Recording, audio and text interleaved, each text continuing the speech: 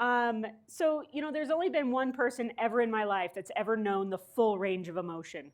One person individually, known the sadness, how angry I was, how mad I was about being diagnosed, and the why me. Everybody's had it. And that one person is the only person that I could hold on to, and we'll figure out who that one person is at the end of it. But it wasn't my family and it wasn't my friends, because I know that they were already overburdened by what I was going through. And 28 years ago, there wasn't a whole lot out there, and I didn't have a whole lot of you guys to talk to. So, it was, that person knew that I wanted to live life. I wanted to live more than just what that disease was going to give me. I wanted to become a doctor. I wanted to become a mother. I wanted to help other people. And through all of these journeys that I've had, I figured out how to do all of that in the best positive light. So, needless to say, my family blamed themselves. I think all the parents do at one point or another. That what if, that mercury thermometer is always in that conversation somewhere. And yes, I am that old to have a mercury thermometer as a kid. So I wanted to share my journey, my 28-year journey with you guys today, and go through what my life was like through the lens of hope, perseverance, and ultimately love, and give you an opportunity to determine what defines you.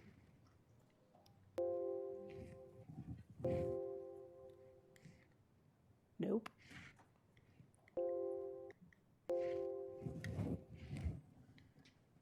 Okay, technical assistance, maybe?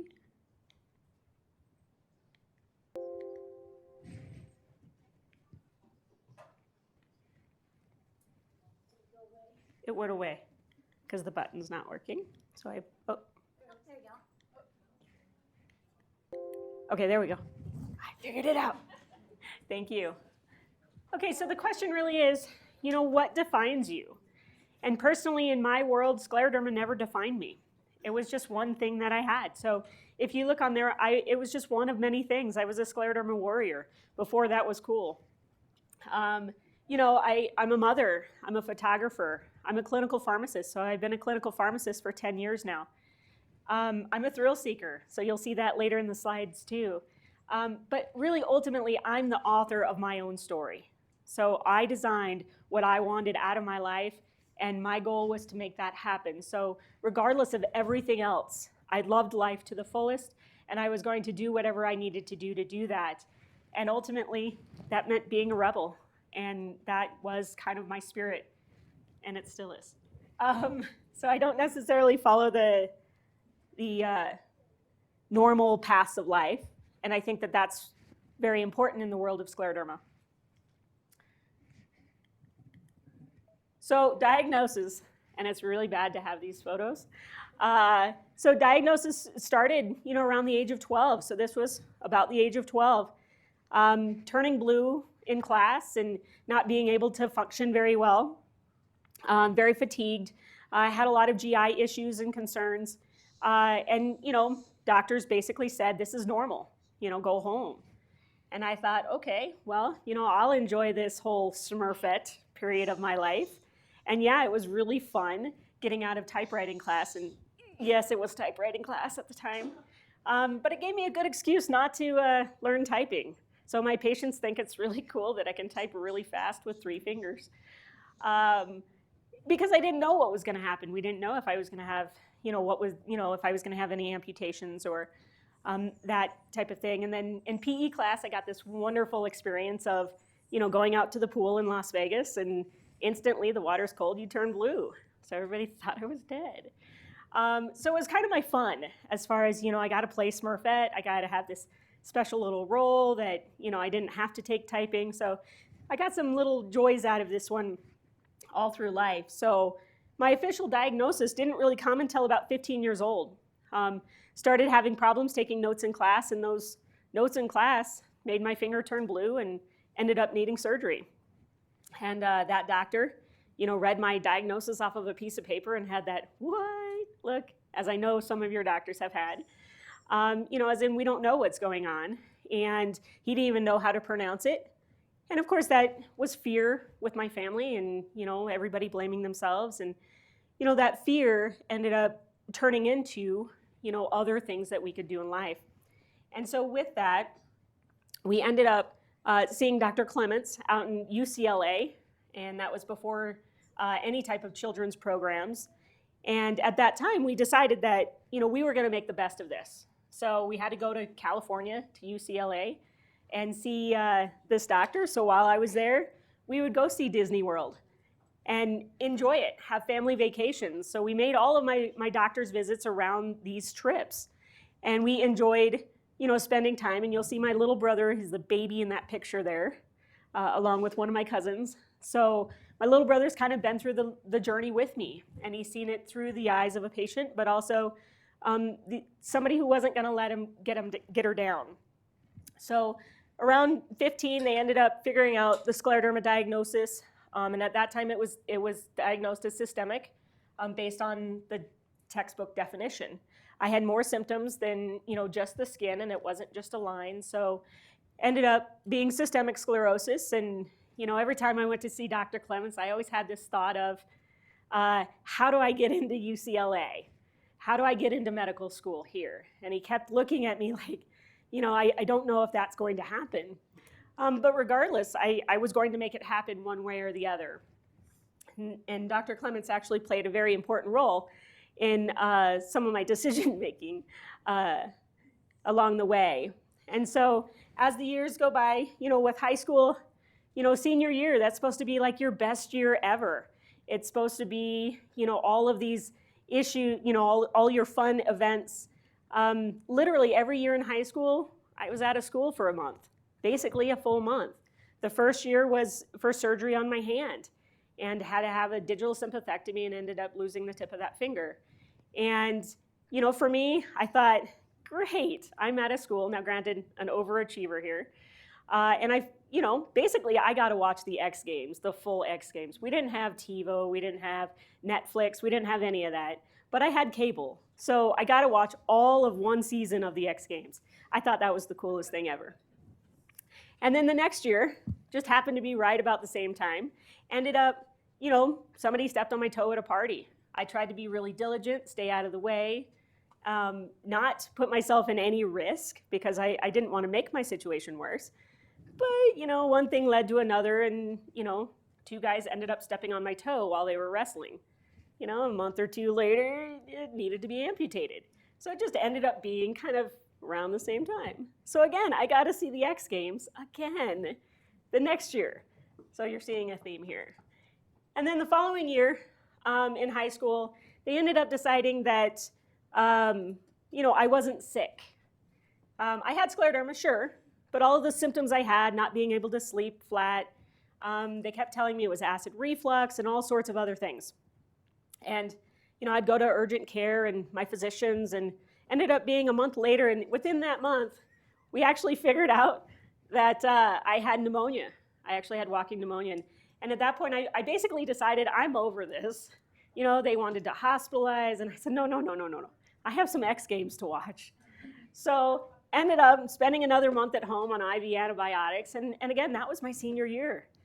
How do you miss that senior year? So this is actually a picture of my prom. I did not go with somebody because, of course, we didn't know if I was going to be able to go or not.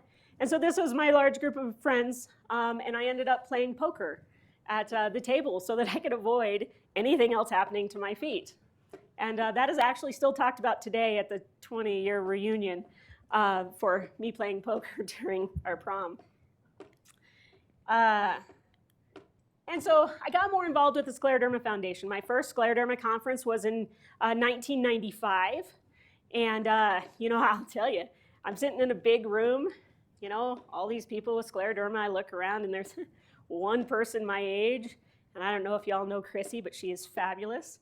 But, I looked across the room, and Chrissy was not doing well. And so, I really didn't have a whole lot of people to talk to. And I'll tell you, sitting in that room, they only had one workshop going at a time. And that one workshop, they were talking about sex. And let me tell you, having my parents next to me, I just wanted to die. So it was a great conference to be able to, get the word out. I became more involved in the foundation.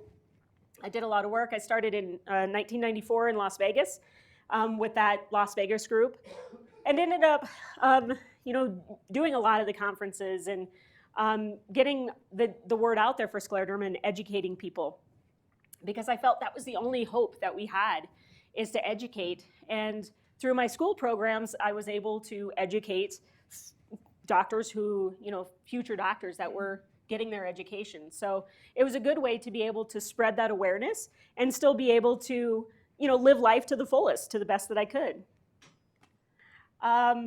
So through all of this, I did end up graduating with honors. Hey, please stop. Thank you.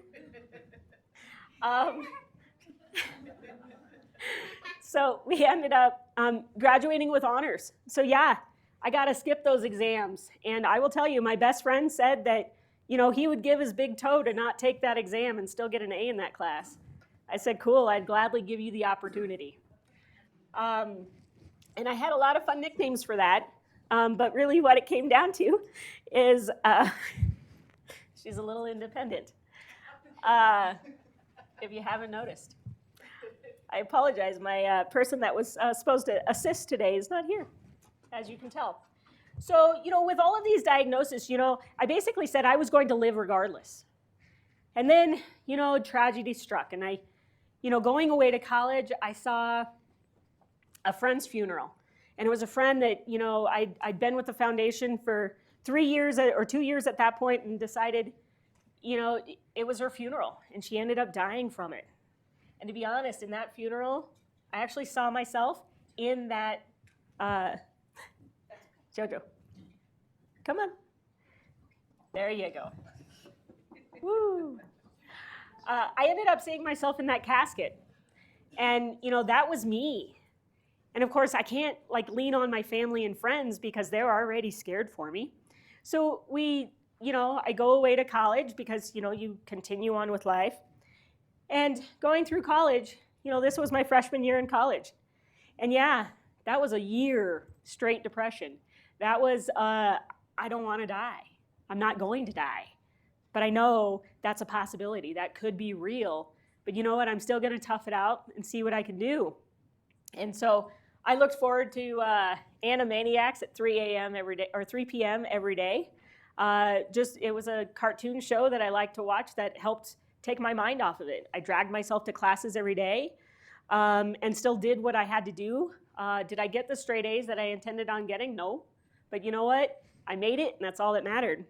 And so that year of depression taught me a lot of, real life, what I wanted and how could I do that with all of this monkey on my back. And so I ended up deciding that, I was going to live. And the way I chose to decide that I was going to live is I was going to get a tattoo. Because you know what? That's what you do, right? So I called Dr. Clements and I said, hey, Dr. Clements, what would I say if I said I wanted a tattoo? He said, you already have one. I said, yes, sir, I do. So I wanted to know what the complications would be. But really what it came down to is, flowers are a symbol of life. So I was going to live regardless. And yes, this is a really old picture of it. I was going to live regardless.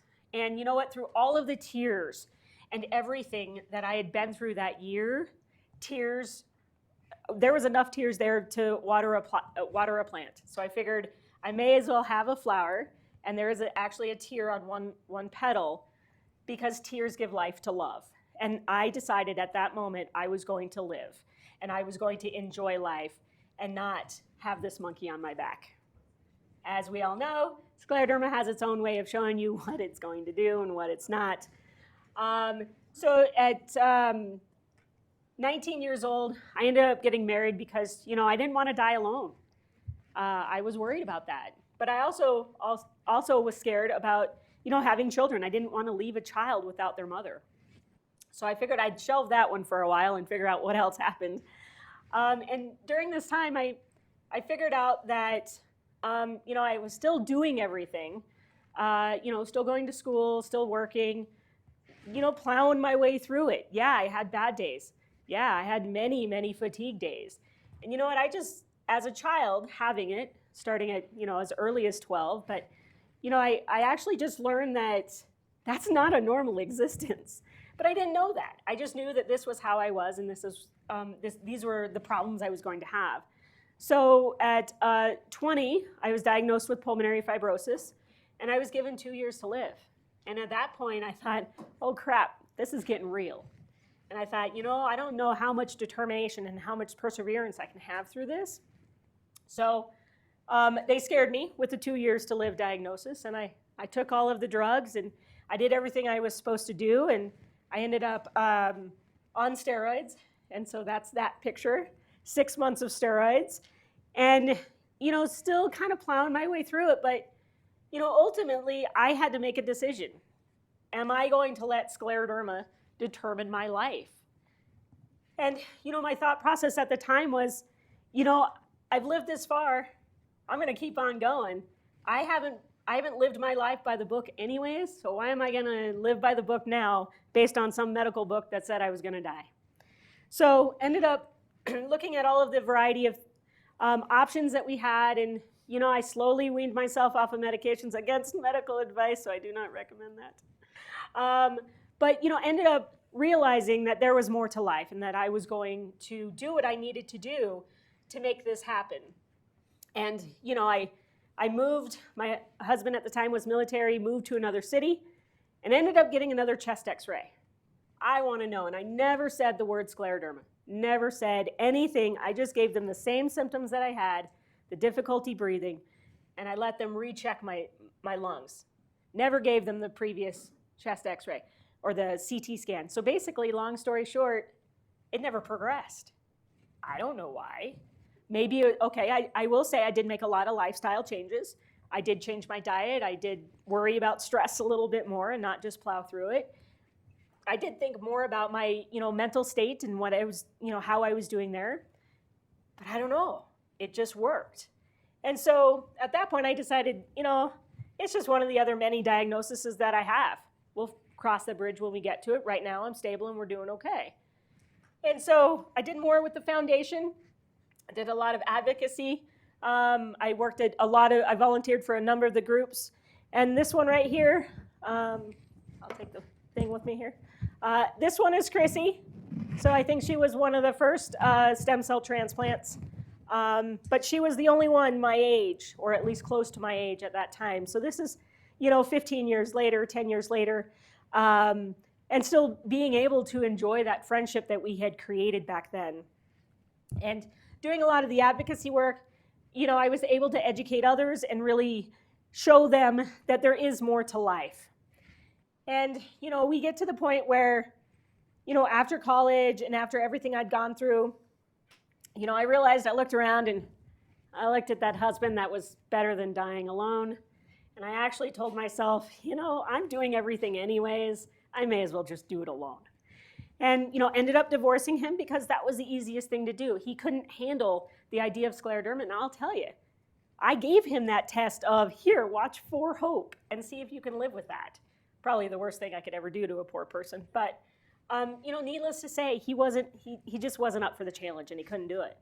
And so I decided I was gonna live life alone, ended up graduating from college, got my doctorate degree, granted, shingles, the whole nine, a lot of days sleeping in my car in between classes. But you know what? I made it through it. I did what I had to do to get that doctorate degree and be able to bring all the knowledge that I have as a patient, but also now as a provider, because I could go through all of the doctorate program as a patient. I could look at these recommendations that they're giving and the education that they're providing and realize that, maybe I can make a difference here. And so graduated college, ended up doing all sorts of other things in order to spread life and to teach others. And so one of those things was I did a medical mission in Haiti and got to help all of the Haitians and really spread that awareness that scleroderma is not this death sentence. It doesn't have to be. There's so much more to life. And I ended up dating this guy, which is only funny that he's in the picture. It's the only skydiving picture I had. I've gone skydiving a couple of times. You know, I got to live life without that monkey on my back for for a year or so. Ended up deciding that, you know, I wanted kids. It was time. I'd lived long enough. I didn't think I was going to leave her stranded, and figured, you know, if I did, I had, you know, a different spouse now that was able to take care of the baby. So I ended up getting married. And if you see the photos before this, as I was clicking through here to find photos, I realized that there's photos of everybody freaking out because I'm in the sun, because later in that journey, I was diagnosed with lupus as well. So taking these photos was a really interesting thing. But if you notice, it is a teal color. So, you know, my whole life has been based around scleroderma. And if you look in there, Chrissy is in the back at the top here, right there. And then Natalie is in the center, which is also a scleroderma patient. And then that one's, the flower girl is Natalie's child. So, you know, it's that the family and friends that you created along the way that made this journey worthwhile to me. Ended up, you know, getting pregnant miraculously, which it was actually very easy. And, you know, the pregnancy was hard. It was difficult. I can't say that it was a walk in the park by any means. And she came 9 weeks early. You know, big fears. But you know what? You saw her, and there's nothing wrong with her. Maybe a little bit of attitude. So, you know, I got my dream. I was able to have a child and actually enjoy the process. And yeah, after the pregnancy, it was a rough 6 months. You know, had a variety of flares, had other issues, but you know what? You know, that baby made it worth it to me. So through all of this, you know, everything that we'd gone through, you know, she goes to every conference with me. The first one says, I love my scleroderma family. And I think the second one says, fight her like my mommy. And then the teal toes, that's another trend that we started multiple years ago. But, you know, through all of this, you know, scleroderma made me who I am. People don't understand why I wouldn't change it. And I know that sounds wrong. And in the grand scheme of things, I wouldn't be the person I am today. Scleroderma made me a stronger person, made me love deeper. It made me understand more, not get wrapped up in the drama of life, and still have the passion for the life that I wanted. So I took every opportunity to stop and smell the flowers, take the trip that I wanted, even if that meant more fatigue, you know, help people with their difficulties and challenges, and really stop to educate people on how to empower themselves to be active participants in their healthcare team. And, you know, ultimately take control of my life and write my own story. So I am hoping today that you take these experiences that you learn along the way, and you live life to the fullest, always, each and every day. No matter how you feel and what you can physically do, you can always live life to the fullest. Make accommodations, but ultimately scleroderma does not define you. Make the memories and enjoy the happiness that you find in your scleroderma family, but also share that love with your family and friends. You may not have to share your whole journey with them. I will tell you, I have the most supportive family in the world. And you will see in the conferences now, I will bring one or two every now and then and give them a look at my picture, because I'm comfortable enough to do that now. But ultimately, they've always been behind me one way or the other. So without scleroderma, I wouldn't have had this incredibly large group of friends and network of all those people that can help me along the way. We're learning more about scleroderma every single day. There's more advances, more things that, you know, come up, more things that we can do now than what we did before. And so, long story short, you know, I hope today, if nothing else, you learned to live life and the importance of hope and persistence. Because my little JoJo is the greatest accomplishment I ever had. And had I taken that to heart and everything that they told me back then and what the medical book said, I would have never, ever tried for a JoJo. So, and I would never imagine my life without a JoJo and without scleroderma.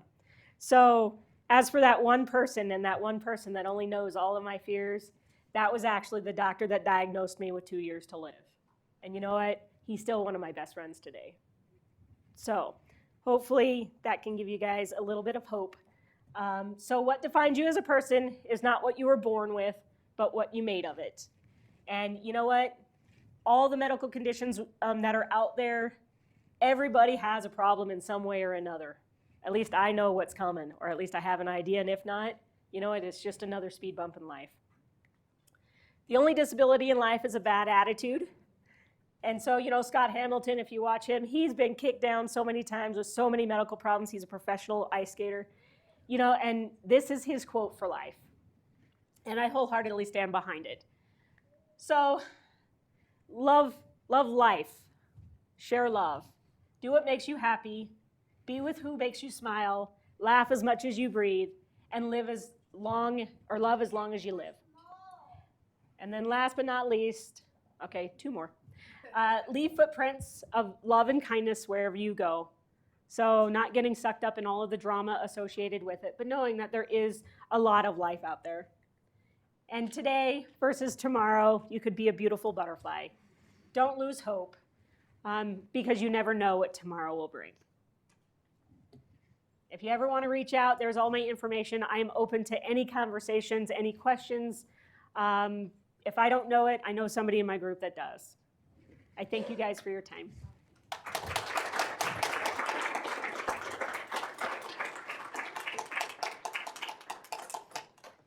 Thank you, JoAnna. This is for you, from all of us. Thank you for being here. I appreciate it. All right. We're ready to move on. Thank you for stealing my job. Oh, we had fun.